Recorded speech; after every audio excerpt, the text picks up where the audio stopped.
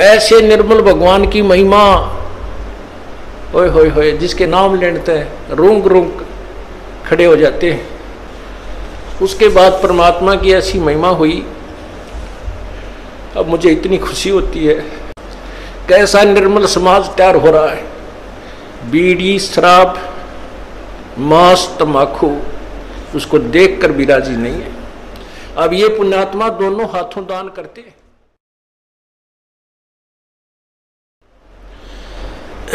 इस दास ने 17 फरवरी 1988 में परमात्मा की शरण मिली थी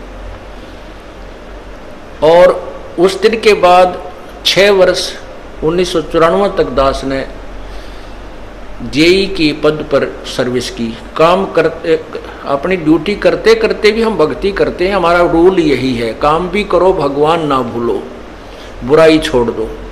लेकिन 1994 में परमात्मा ने आदेश दे दिए गुरु महाराज ने कि तू इस काम ने संभाल। अब गुरु की आज्ञा का अवहेलन करना भगत का काम नहीं होता। जो गुरु वचन पर डट गए कट गए फंद 84 के। भाई, जो गुरु वचन पर डट गए कट गए फंद 84 के। और उन्होंने अचानक मुझे बुलाकर पास बैठा लिया, कहने लगे आज से तू नाम दिया करेगा। और जितने भी वर्तमान संगत थी सबको कह दिया और सबको बता देना कि जो इसको गुरु नहीं मानेगा वो मेरा कुछ नहीं होगा। मेरे पसीने आ गए कि मैं तो 2 कौड़ी का जीव, एक मजदूर आदमी, और परमात्मा ये इतना बड़ी जो है ना, इतना बड़ा जिम्मेवारी का काम। और उनके पुराने पुराने भक्त निरे थे, लाल कपड़े पहन कर बाबा जी भी बन रहे थे, उनके साथ रहा करते। उनको सबको निकाल दिया था उनकी त्रुटियां देख जाकर। हमने नहीं पता था कि हो रहा है, क्या इनका मालिक का उद्देश्य है। जब वो 104-5 साल की उम्र थी उस महापुरुष की, हमारे पूज्य गुरुदेव की, और कहा मैं तेरे साथ रहूंगा।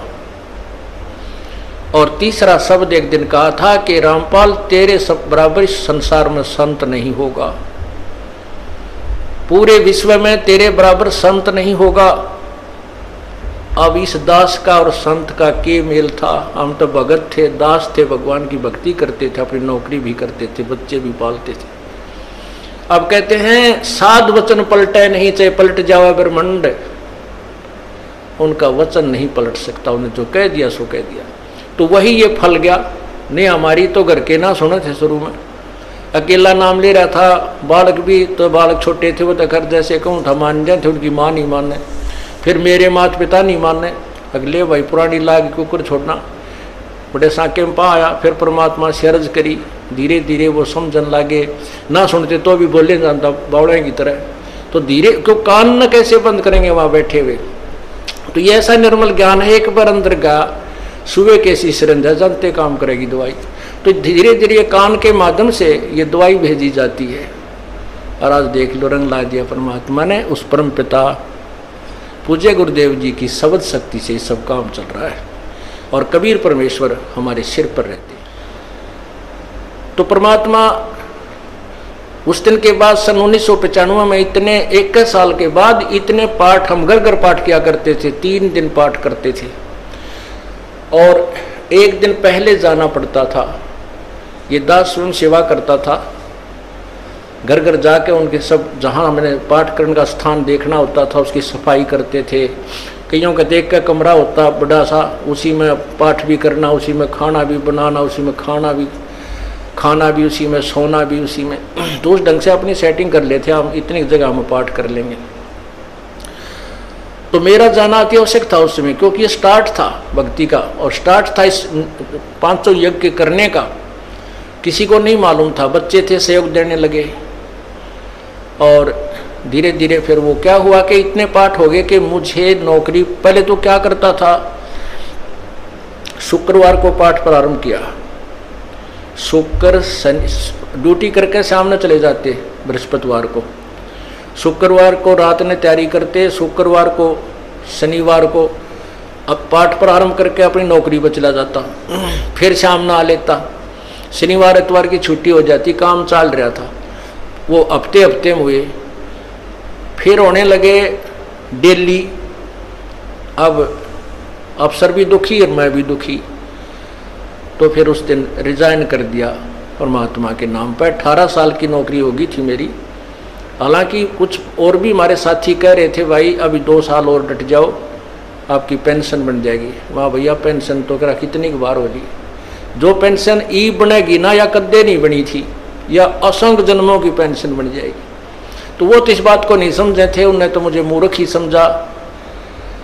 और दास की सौभाग्य था कि मुझे नौकरी या मजदूरी मिल गई भगवान की और उसकी पुण्यात्माओं को दलदल से निकालने की। कहते आत्म प्राण उद्धार ही ऐसा धर्म नहीं और धर्म तो और भी है, दान करते हैं, भूखों को भोजन देते हैं, ऐसा है कि सहाय करते हैं, लेकिन जो आत्म प्राण उद्धारी ऐसा धर्म नहीं। और धर्म तो ये भी है जो गौशाला बना रखी है, धर्म वो भी है जो चिड़िया ऊपर चुग्गा डाल देते हो पशु पक्षियों को, वो भी विकलांगों के जो ऑपरेशन वगैरह कराए जा रहे हैं वो भी धर्म है, अनाथ आश्रम है वो भी धर्म है। लेकिन जो आज गऊ हैं उनकी सेवा कर रहे हैं अच्छी है, क्योंकि कोई भी प्राणी है चाहे भैंस है पशु है कोई किसी प्रकार का, सबकी सेवा हमने इसी दृष्टिकोण से करनी चाहिए क्योंकि सब में एक जैसा जीव, वो भी धर्म है। लेकिन अब तो वो आज वो गाय है, आज कोई भैंस है और जन्म होने के बाद फिर वो सूअर की जूनी में जा सकती है, उस बीमारी तो कौन छुटाएगा उसको। तो ये ज्ञान ये भक्ति ये आत्मा इस जीव को उद्धार करेगी, वो फिर 84 लाख योनियों में नहीं जाएगा, या तो मनुष्य शरीर होगा नहीं सतलोक चला जाएगा। तो कहते हैं आत्म प्राण उद्धारी ऐसा धर्म नहीं। और तो इस दास को ये आत्म प्राण यानी जीव आत्मा के उद्धार की मजदूरी मिल गई और सहर्ष शुक्र मनाता हूं प्रभु आपने कैसे दया करी 2 कौड़ी के जीव पर। और ऐसे निर्मल भगवान की महिमा ओए होए होए जिसके नाम लेते हैं रूंग रूंग खड़े हो जाते हैं।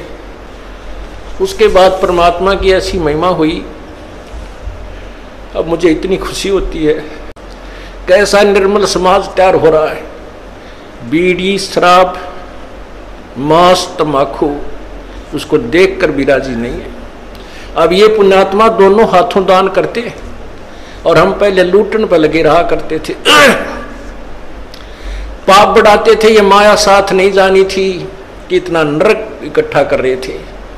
और परमात्मा क्या कहते हैं, सतगुरु के सजदा करूं कर्म छुटाए कोटि, और जो ऐसे सतगुरु की निंदा करें फिर जम तोड़ेंगे होठ।